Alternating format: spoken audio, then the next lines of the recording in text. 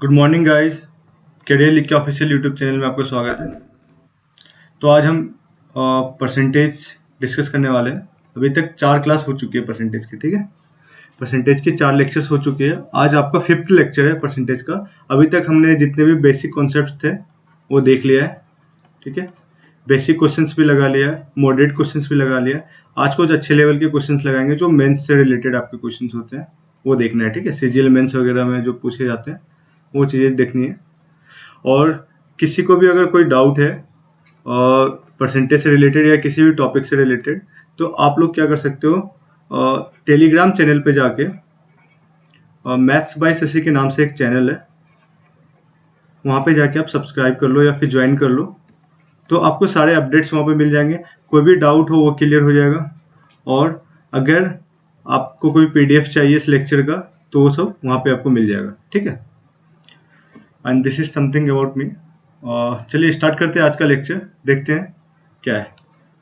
First question कह रहा है आपका, in an exam consisting of 250 questions zone answered 40% of the first 125 question, ठीक है। एक कोई एग्जाम चल रहा है जिसमें कि 250 क्वेश्चन है। टोटल क्वेश्चंस कितने हैं? 250 है। तो फर्स्ट 125 और लास्ट 125। तो पहले 125 में क्या किया है, किसी स्टूडेंट ने, जॉन ने 40% का आंसर किया है, ठीक है। इसमें से आंसर कितना किया है?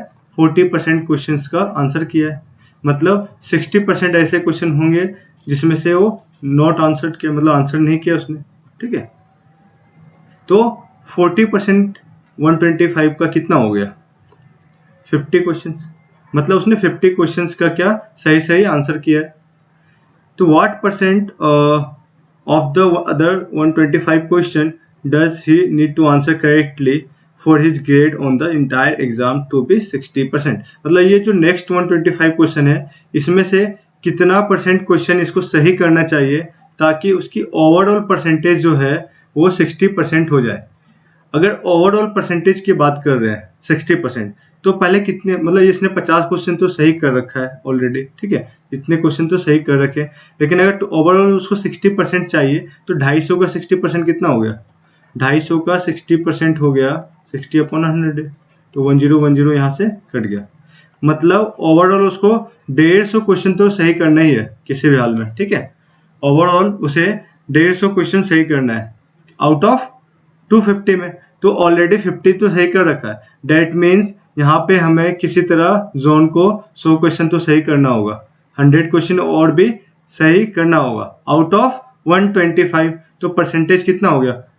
तो 100/125 इंटू 100, मतलब 100 क्वेश्चन और सही करना होगा आउट ऑफ 125, ठीक है। ये 100 है, तो यहाँ से आपका 25 5 जा 25 4 जा 5 से ये कट गया 20 टाइम्स में। तो मतलब आपको 80% नेक्स्ट वाले इसमें कितना सही करना होगा? 80% क्वेश्चंस और सही करने होंगे। That means option number D. Question क्या कर रहा था? 250 क्वेश्चन थे। फर्स्ट 125 में 40% क्वेश्चन सही कर रखा है ऑलरेडी, और नेक्स्ट 125 में कितना परसेंट क्वेश्चन सही करना होगा जिससे कि उसका ओवरऑल परसेंटेज जो बनना चाहिए 60% बनना चाहिए। एक तो ये मेथड है, इससे आप तो कर ही सकते हो, ठीक है। अगला मेथड देखते हैं और क्या मेथड हो सकता है। नेक्स्ट मेथड देखते हैं, इसमें एलिगेशन भी लगा सकते हैं, ठीक है।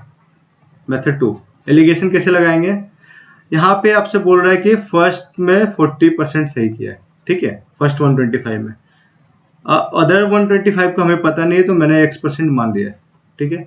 ओवरऑल उसका जो सही हुआ है एवरेज 60% होना चाहिए, ठीक है। तो यहाँ पे क्या हो गया? इनके डिफरेंस 20 हो गया। दोनों 125 क्वेश्चन है, यहाँ भी 125 है, मतलब दोनों के रेशियो क्या होनी चाहिए? सेम होनी चाहिए। तो यहाँ भी 20 आना चाहिए। तो यहाँ पे 20 लाने के लिए यहाँ पे हमें क्या लिखना होगा? 80 लिखना होगा, तभी तो ये 20 आएगा। तो डेट मीन्स 80% आपका आंसर सही हो जाएगा।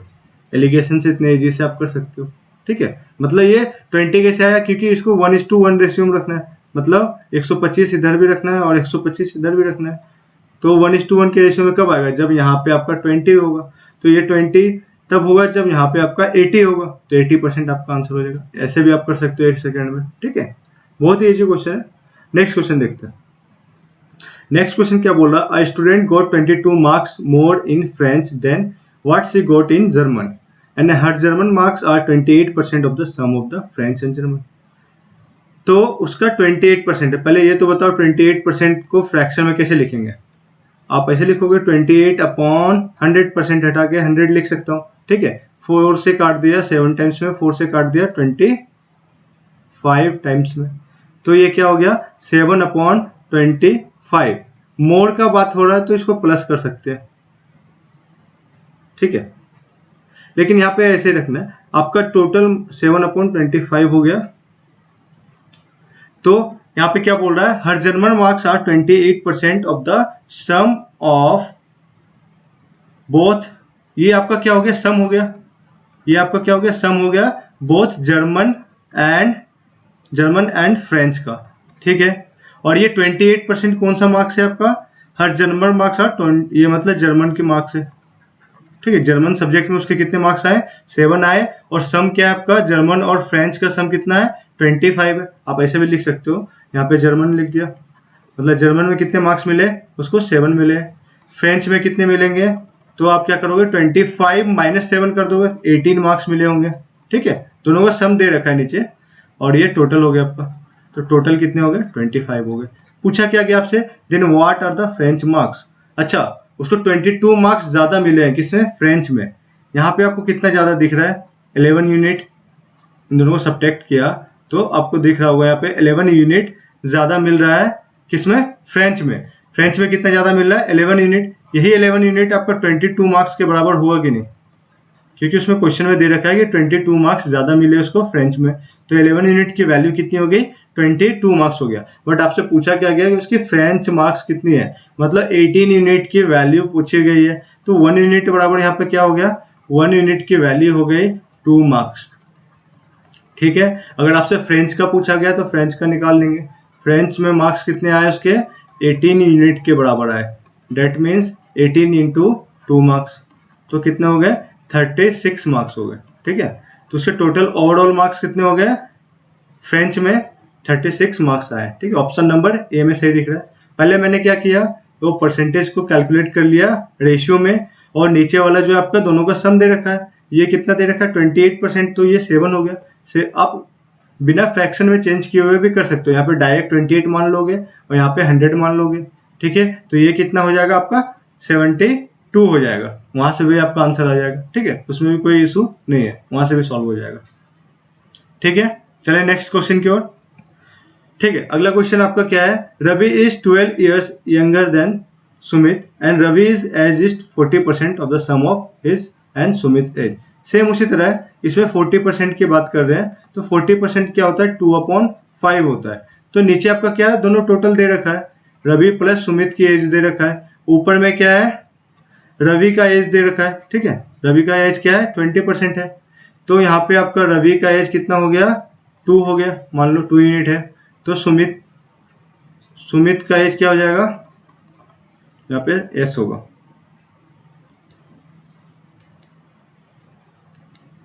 यहाँ आपका सुमित है, ठीक है। तो सुमित की एज क्या हो जाएगी, यहाँ पे 3 हो जाएगा। टोटल एज कितना हो गया, 5 हो गया। क्लियर है यहाँ तक।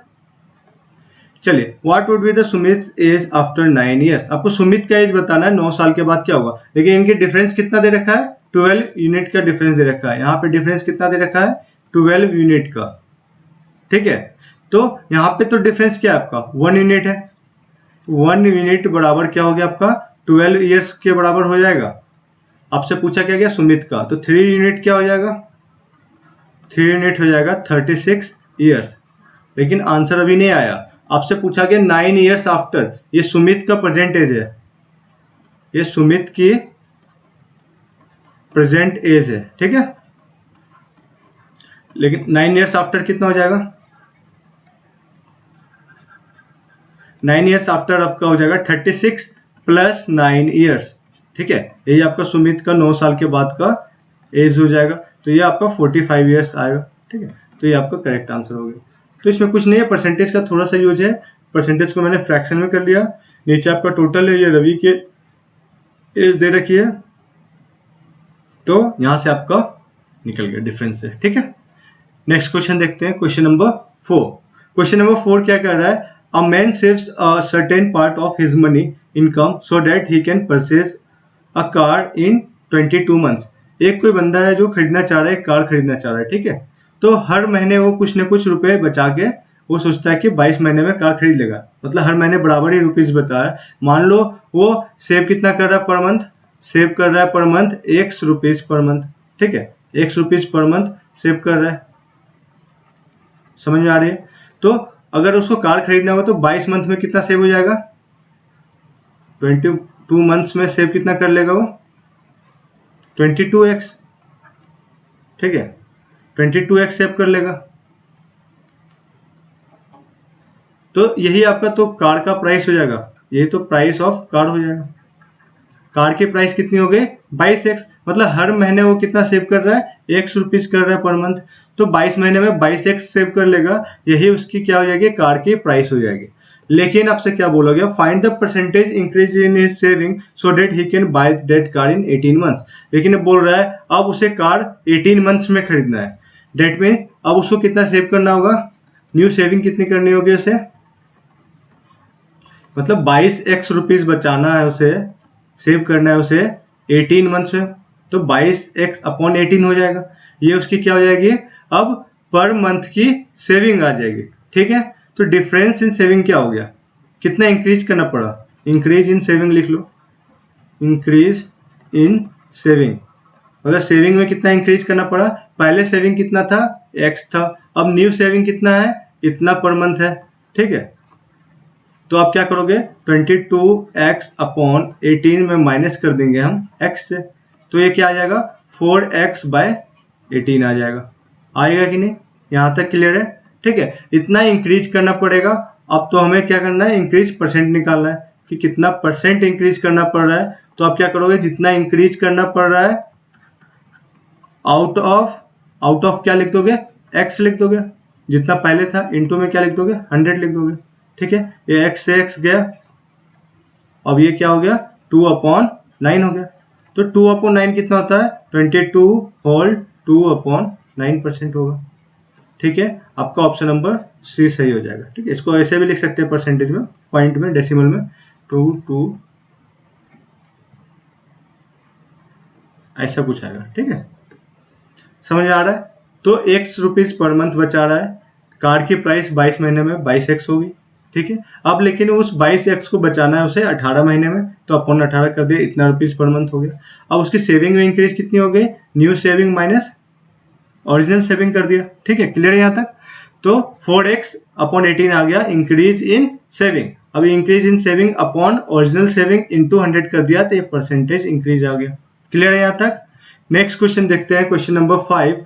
The expenses on wheat, rice and vegetables of a family are in the ratio. आपका व्हीट, राइस और वेजिटेबल की रेशियो दे रखी है, एक्सपेंस की रेशियो दे रखी है 12:17:3। If the price are increased by 20%, 30% and 50% respectively, इसमें कितना इंक्रीज हो रहा है 20% का, इसमें कितना हो रहा है 30% का, ठीक है, और यहाँ पे 50% का, ये आपका 30% हो रहा है और ये लास्ट में 50% हो रहा है, ठीक है। तो आपको बताना है then the find the percentage increase, overall बताना है कितना परसेंट इंक्रीज हुआ, इंडिविजुअली दे रखा है तीनों का, लेकिन आपको ओवरऑल बताना है। ओवरऑल परसेंटेज इंक्रीज कैसे निकलेगा, overall percentage increase in expenses,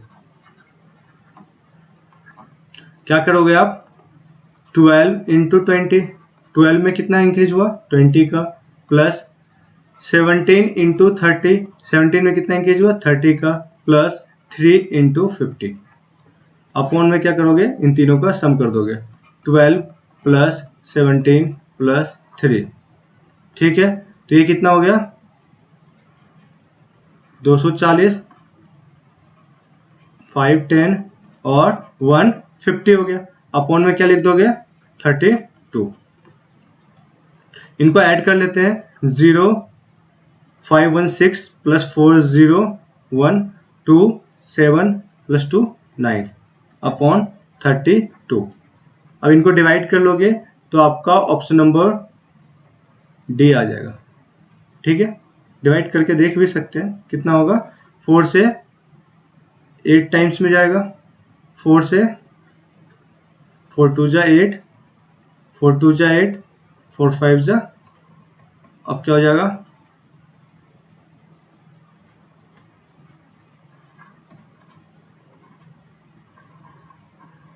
ये आपका 8 है। ठीक है, इतना परसेंट हो गया। तो ओवरऑल जो परसेंटेज इंक्रीज हुआ 28 होल 1/8% हो गया। ठीक है, जिसमें इसमें इंक्रीज किया उसको मल्टीप्लाई कर दिया, ओवरऑल टोटल एक्सपेंस लिख दिया, जितना भी ओरिजिनल एक्सपेंस था बस उसको आंसर ला दिया। ठीक है, समझ में आ रहा है। नेक्स्ट क्वेश्चन देखते हैं। एक ट्रेन है, in a train number of wagon is the same as the number of seats in a wagon. इसमें कह रहा है जितने सीट्स हैं उतने ही वैगन है, वैगन मतलब उतने ही बोगी है, उतने ही कोच है उसमें। ठीक है, ये कोई ट्रेन है तो मतलब एक डब्बे में जितना इस तरह कुछ अलग अलग कोच हो गए, कंपार्टमेंट हो गए। ठीक है, तो एक कोच मतलब एक कोच में जितने सीट्स हैं, नंबर ऑफ सीट्स है, उतने ही नंबर ऑफ बोगीज है, मतलब number of seats in one wagon और बोगी इज इक्वल टू क्या हो जाएगा आपका नंबर ऑफ वैगन, ऐसा दे रखा है। ठीक है, यहां तक क्लियर है। If in one wagon 35 passengers are seated and 30% is empty, मतलब बोला किसी वैगन में मानो कितना परसेंट है, 100% है, ऐसा कह सकते हैं। तो 30% क्या आपका खाली है, 30% आर एम्प्टी है, 30% खाली है, तो सीटेड कितने हो गए 70%। तो यही 70% की वैल्यू कितनी दे रखी है, 35 दे रखा है। तो 100% की वैल्यू कितनी हो गई, 50 हो गया, होगा कि नहीं। आप ऐसे भी निकाल सकते हो कि 70% इज इक्वल टू 35, तो 1% क्या हो गया 35 अपॉन 70, और फिर आप क्या करोगे 100% क्या हो जाएगा 35 अपॉन 70 इंटू 100, ये 2 टाइम्स में चला जाएगा, 2 से यहाँ 50 टाइम्स में जाएगा। तो आपका पता चल गया 50 सीट्स है एक वैगन में, 50 सीट्स है पर वैगन। तो टोटल नंबर ऑफ सीट्स कितने हो जाएंगे, total number of seats in train is equal to हो जाएगा number of wagon. Number of wagon कितना है 50 है, नंबर ऑफ सीट्स इन पर वैगन तो कितना हो जाएगा 50 से, तो 2500 सीट्स हो गए टोटल। ठीक है, 2500 सीट्स क्या हो गए, टोटल सीट्स हो गए, टोटल सीट्स हो गए, इतने सीट्स हो गए आपके पास टोटल पूरे ट्रेन में। ठीक है, लेकिन आपसे पूछा क्या गया है, then how many passengers present in the train if 25% of the total seats are always empty. तो बोल रहा है 25% सीट तो इसका खाली है, तो आपको बताना है कितने पैसेंजर्स बैठे हुए हैं। तो कितने पैसेंजर्स बैठे हुए हैं, 75% बैठे हुए हैं, तो 75 अपॉन 100 इंटू क्या कर दोगे 2500। ठीक है, 75 अपॉन 100 को क्या लिख सकते हैं 3/4 भी लिख सकते हैं, 4 से ये कट जाएगा, कितना 6 4 जा 24 2 5 ऐसा कुछ आएगा, ये कितना हो जाएगा 1875 सीट्स। मतलब 1875 सीट्स क्या थे आपकी, मतलब 1825 सीट्स क्या थे, वहां पे पैसेंजर्स प्रेजेंट थे। तो आंसर क्या हो गया ऑप्शन नंबर ए, मतलब बाकी सीट्स खाली थे, इतने पैसेंजर्स प्रेजेंट थे। ठीक है, तो पहले हमने क्या किया, एक वैगन में नंबर ऑफ सीट्स निकाल लिया, फिर टोटल सीट्स निकाल लिया, फिर टोटल सीट्स का अपने 75% निकाल लिया, यही आपका क्या हो गया नंबर ऑफ पैसेंजर्स हो गया। ठीक है, यहां तक क्लियर है। चलिए नेक्स्ट क्वेश्चन देखते हैं, क्वेश्चन नंबर 7। एक ये भी ट्रेन की बात कर रहा है, एक Lucknow express has a capacity of 500 seats.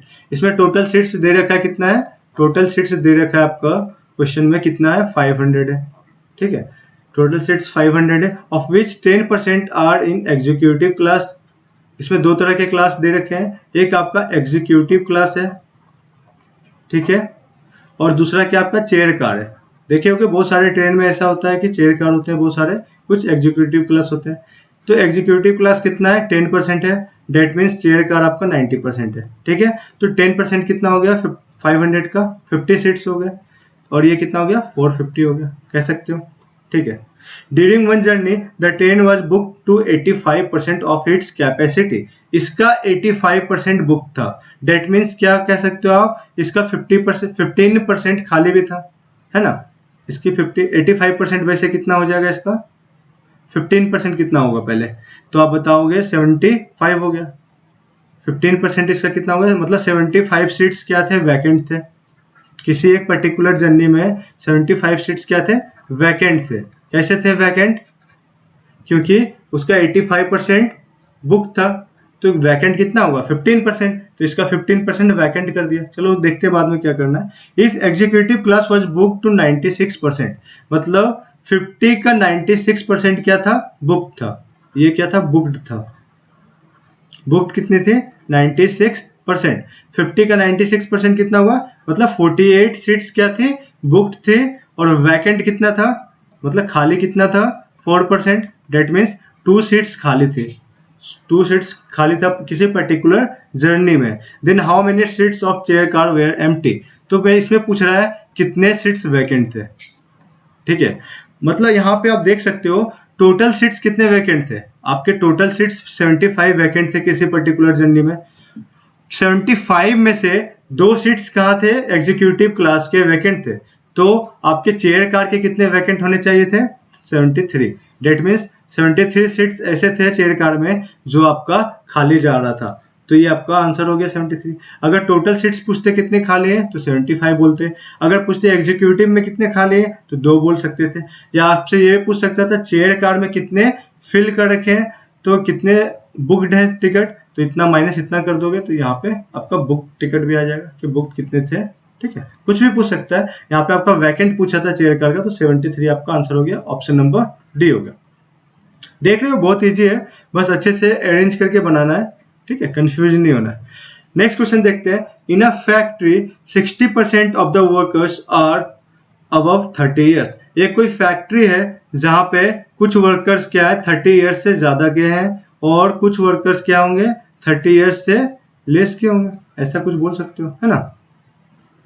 अगर साइन नहीं समझ में आ रहा है इसका मतलब मैं लिख देता हूँ यहाँ पे, ये अबव 30 ईयर्स है, ठीक है, ये आपका लेस 30 ईयर्स है या बिलो 30 ईयर्स है, ठीक है, ये आपका क्या है बिलो 30 ईयर्स है। क्लियर है यहाँ तक, ठीक है। And of this 75% are male, 30 years से ज्यादा लोग हैं और इसमें से कुछ क्या होंगे मेल होंगे और कुछ क्या होंगे फीमेल होंगी, ठीक है। तो मेल कितने हैं 75% है, 75% क्या है मेल है, तो इसका मतलब ये 25% आपके क्या होंगे फीमेल होंगे, ठीक है। अच्छा 30 ईयर से कितने लोग ज्यादा हैं 60% ज्यादा लोग हैं, सॉरी 60% लोग 30 ईयर्स से ज्यादा है, मतलब टोटल कितने रहे होंगे 100 रहे होंगे कुछ, टोटल 100 है तो 60% क्या है 30 ईयर्स से ज्यादा है, और तो मतलब 30 ईयर्स से कम कितने होंगे 40% होंगे।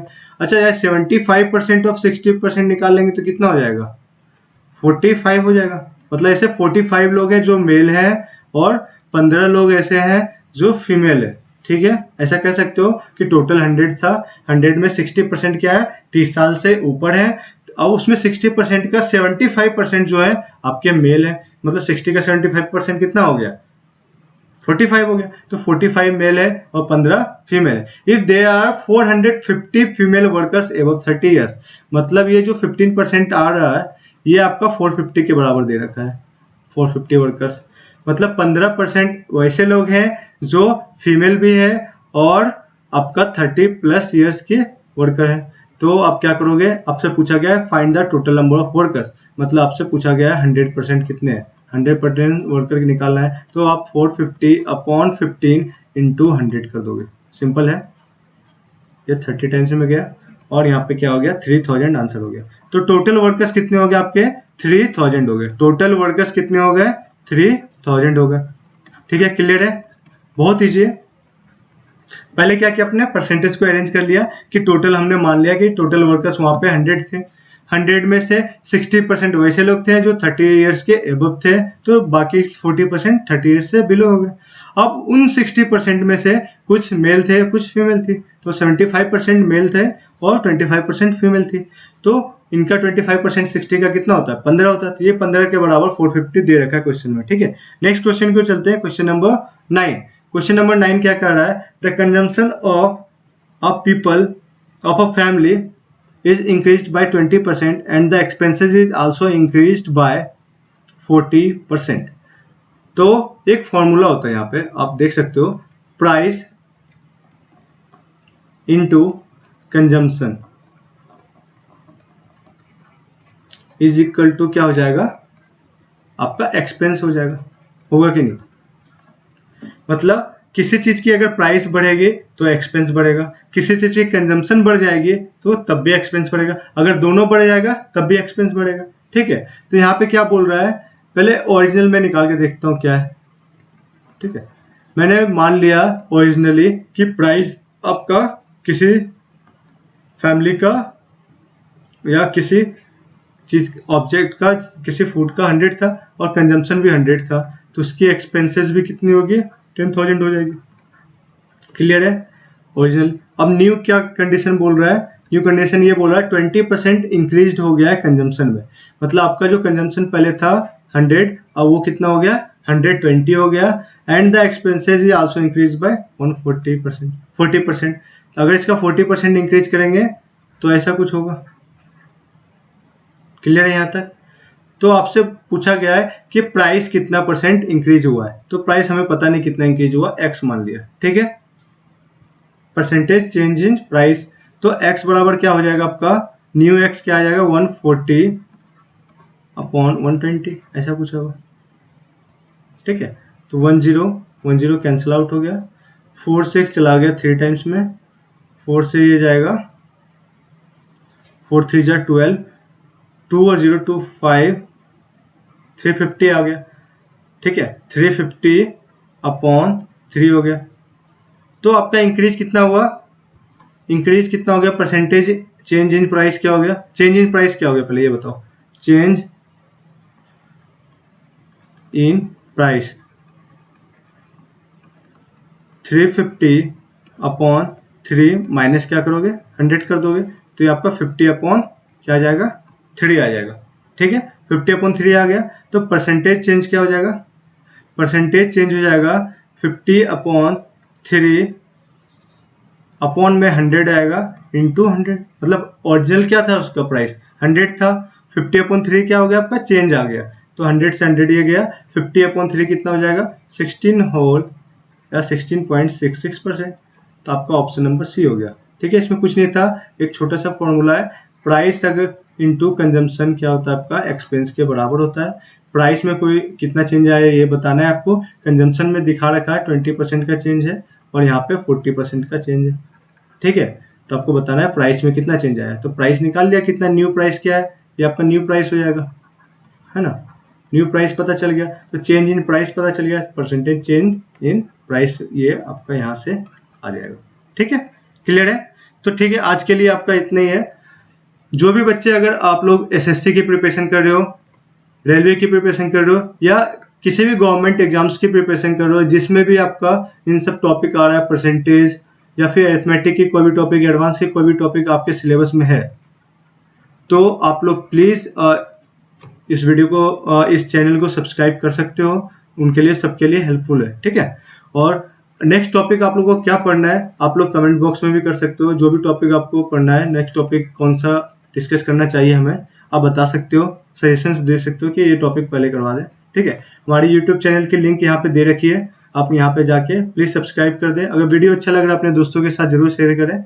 ये फेसबुक पेज है, यहाँ भी आपको बहुत सारे अपडेट्स मिल जाएंगे, और जिन्हें भी डाउट है, किसी को भी कोई डाउट है किसी भी चैप्टर से रिलेटेड, पीडीएफ चाहिए इस चैप्टर के, या फिर कुछ भी पूछना हो एग्जाम से रिलेटेड, कोई भी इंक्वायरी करना हो, तो आप लोग क्या कर सकते हो, आप चैनल को सब्सक्राइब कर सकते हो, एक टेलीग्राम चैनल है मैथ्स बाय शशि के नाम से। ठीक है, तो आप यहाँ पे सब्सक्राइब कर सकते हो, और डेली मेरी लेक्चर आपको 10 AM या 9 या 10 AM आपको मिल जाएगी। ठीक है, 9 और 10 AM को आपको डेली सुबह लेक्चर इसकी मिल जाएगी, एसएससी सीजीएल 2020 की। ठीक है, एसएससी सीजीएल 2020 को डेली मॉर्निंग में आपका 9 और 10 AM को आपको लेक्चर मिल जाएगी। और दूसरा एक और बैच चल रहा है एसएससी वॉरियर के नाम से, ठीक है, एसएससी वॉरियर्स के नाम से पता भी होगा बहुत लोगों को, एसएससी वॉरियर्स के नाम से चल रहा है, जो कि शाम के बैच है 8 PM की। इसमें वीक में 2 या 3 क्लास होगी, जिसमें कि सिर्फ प्रीवियस ईयर डिस्कस किया जा रहा है, ठीक है। इस क्लास में आपका सिर्फ प्रीवियस ईयर से डिस्कस किए जा रहे हैं, प्रीवियस ईयर के पेपर के अच्छे अच्छे जो क्वेश्चन हैं जो पूछे गए हैं लास्ट 4-5 ईयर या 10 ईयर्स में, वो सारे क्वेश्चन को एक एक करके अच्छे से डिस्कस किया जाएगा, बिल्कुल बेसिक से, ठीक है, सारी चीजें। और एक और बैच चल रहा है आपका इंग्लिश का, पता होगा कल फर्स्ट लेक्चर हुई थी एडवर्ब की, उस बैच का नाम आपका एसएससी डेयर डेविल के नाम से होगा, ठीक है। उसमें आपको पूरा ग्रामर प्लस वोकेब सब कुछ सिखाया जा रहा है, ठीक है, एक एक करके सारे टॉपिक पूरा बेसिक से बताया जा रहा है, ग्रामर प्लस वोकेब की भी क्लास होगी, ठीक है। जिन्हें भी इंग्लिश में क्लास लेना है तो आप लोग प्लीज ज्वाइन कर सकते हो। इसकी टाइमिंग जो है आपका इंग्लिश की क्लास की 11 AM है, ठीक है, सुबह आपको 11 बजे वो क्लास मिल जाएगी। चलिए ठीक है, आज के लिए इतना ही है, टेक केयर।